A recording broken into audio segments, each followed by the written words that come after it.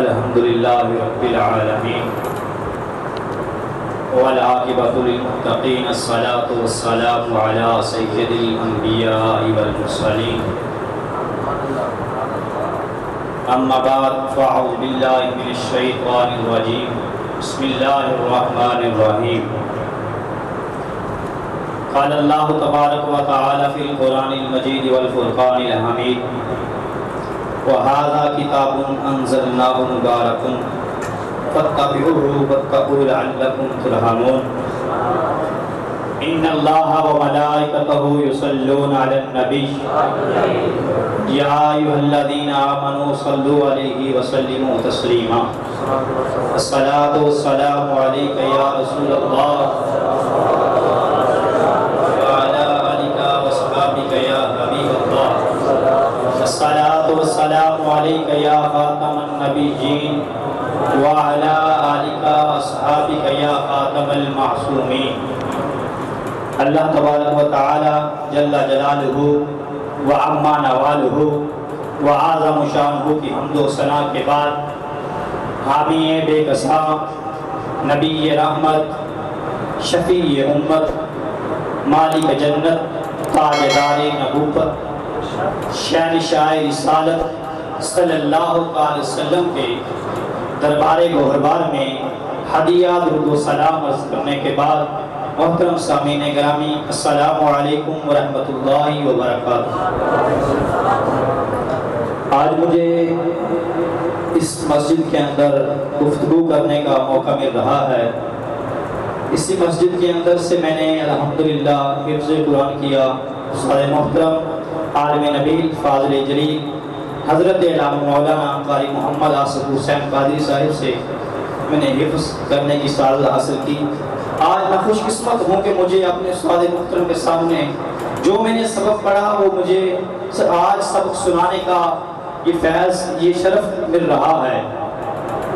خوش نصیب ہوں اور میرے استاد محترم حافظ محمد نواز صاحب ان سے میں نے حفظ کیا۔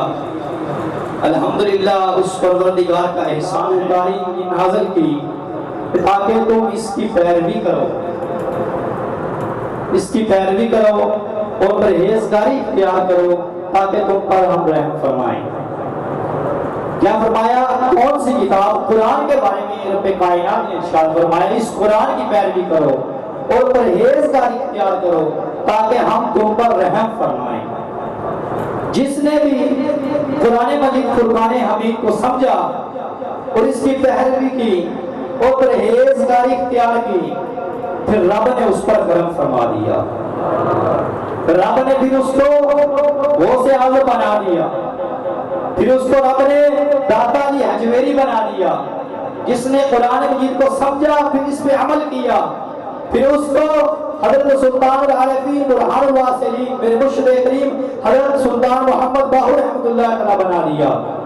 اور جس نے اسی قرآن مجید کو سمجھا اس کو سمجھ کر جس نے پوری دنیا کے اندر گلی گلی نگر نگر ہر کوچے میں سمایا اس کو رب کائنات نے امیر المجاہدین علامہ خادم حسین رضوی بنا دیا، جس نے اس قرآن کو سمجھا۔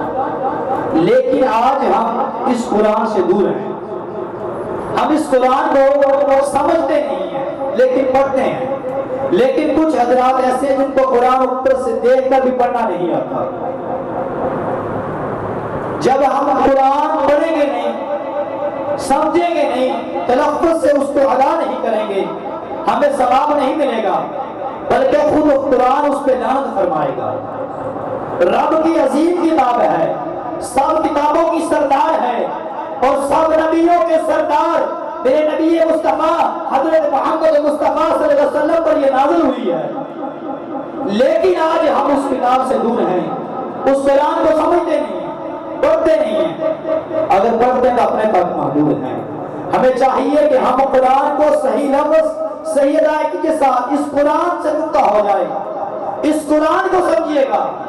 اگر ہم قرآن سے دور ہیں، قرآن سے دور ہے تو اسی لیے ہر گھر میں بے روزگاری ہے، لڑائی جھگڑا ہر کچھ ہو رہا ہے، لیکن ہم قرآن سے دور ہیں۔ کیوں؟ جو بھی قرآن سے دور دور ہوا وہ پھر کیا ہو گیا؟ جنہوں نے قرآن پہ عمل کیا ان کا بیڑا پار ہو گیا، جنہوں نے قرآن کو سمجھا نہیں پھر ان سے کیا ہوا؟ اللہ حضرت فرماتے ہیں جو تیرے گھر سے یار پھرتے ہیں در بدل یوں ہی خان پھرتے ہیں۔ آج کل یہ پوچھو پھرتے ہیں ہمیں کیوں نکالا؟ یار تم نے قرآن پڑھنے والوں کو شہید کیا، قرآن بیان کرنے والوں کو شہید کیا، ارے تم کہتے ہو ہمیں کیوں نکالا؟ ارے تم نے وہ عظیم قرآن وہ حدیث سے پڑھنے والوں کو جیلوں کے اندر ڈال دیا، آج کہتے ہو ہمیں کیوں نکالا؟ ارے تم قرآن نہیں سمجھے، اگر قرآن کی مانتے تو پھر آج یہ دن تمہیں دیکھنا نہیں ہوتا۔ اور قرآن سے آقا کریم علیہ السلام نے فرمایا افضل الصلاۃ من عبادی، کہ قرآن میرے امتی کا جو افضل ذکر ہے وہ قرآن ہے۔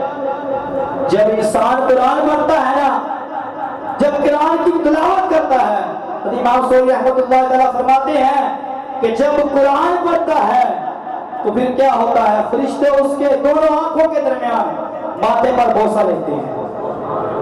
کیا صرف قرآن کی شان یہ ہے کہ جو قرآن پڑھے گا فرشتے اس کا بوسہ لیں گے؟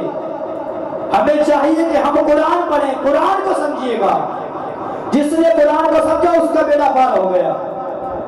اسی طرح حضرت بابا فرید الدین مسعود شکر رحمۃ اللہ تعالیٰ نے آپ کی بارگاہ میں ایک عورت آ گئی، عرض کی حضور کچھ عطا فرمائیں۔ آپ نے خدا سے کہا کہ کچھ ہے تو اس کو دے دو، جو کچھ بچا ہے اس کو دے دو۔ اس نے عرض کی حضور میری 3 بیٹیاں ہیں تو مجھے کچھ دیں، ان کی میں شادی کرنی ہے۔ جب خدا سے کہا، خدا نے کہا حضور کچھ بھی نہیں ہے۔ عورت رونے لگ گئی، جب رونے لگی تو آپ نے کہا رونا روتی کیوں ہے؟ کہتی میں نے سنا تھا فرید کی بارگاہ میں جو بھی آتا ہے فرید اس کو عطا کرتا ہے، تمہارا خدا کہتا ہے کچھ نہیں ہے۔ آپ نے کہا رونا مت کرو، باہر جاؤ، وہاں سے جا کر مٹی کا ڈھیلا اٹھا کے لے آؤ۔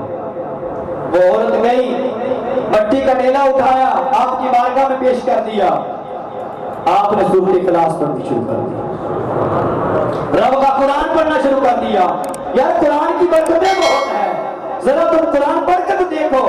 ارے قرآن دین کا نور ہے، جب سے ہم قرآن سے دور ہوئے سب کچھ ہم سے دور ہو گیا۔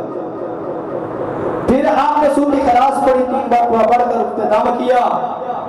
جب آپ نے لب ہلائے، جب رب کا قرآن پڑھا، رب کا قرآن کرنے کے بعد جب آپ نے اس مٹی پر اپنے لبوں سے آپ نے جو رب کا قرآن پڑھا تھا، جب اس پہ پھونک ماری، خدا کی قسم وہ مٹی مٹی نہیں رہی بلکہ وہ مٹی سونا بن گئی، وہ مٹی سونا بن گئی۔ جب مٹی سونا بنی، عورت دیکھ رہی تھی، عورت گھر چلی گئی۔ اس نے گھر جا کر کیا کیا؟ لالچی عورت انسان ہے، لالچی ہے، اس نے کیا کیا؟ وضو کیا، سورۃ اخلاص پڑھنا شروع کر دیا۔ پڑھنے کے بعد اس نے بڑی کام کیا، مٹی سونا نہ بنی، کافی دن عمل کرتی رہی لیکن سونا نہ بن سکی۔ پھر آپ کی بارگاہ میں آ گئی، آپ سے عرض کی حضور یہ مٹی مٹی ہے، مٹی جو آپ کے پاس تھی وہ بھی مٹی تھی، یہ بھی مٹی ہے، لیکن آپ نے سورۃ اخلاص پڑھ کے دم کیا، یہ مٹی سونا بن گئی، میں نے دم کیا سونا نہیں بنی۔ آپ نے فرمایا ہاں یہ مٹی مٹی ہے، وہ بھی مٹی تھی، رب کا قرآن تو نے بھی پڑھا ہے، رب کا قرآن میں نے بھی پڑھا ہے۔ ارے رب کا قرآن ایک ہی ہے، لیکن اس میں فرق یہ ہے وہ تمہاری زبان تھی، یہ فرید کی زبان ہے، یہ زبان فرید کی ہے۔ لیکن کیوں یہ ہوا؟ انہوں نے قرآن کو سمجھا تھا۔ پھر محترم قرآن کو سمجھیے گا، جو قرآن کو سمجھ گیا اس کا بیڑا پار ہو گیا۔ آج کتنی مبارکہ والی رات ہے، شاہ صاحب کتنے فضائل بیان کر رہے تھے، بار بار قرآن کے۔ اگر ہم قرآن کے نزدیک ہو جائیں، سارا عمل سارے بیڑے پار ہو جائیں گے۔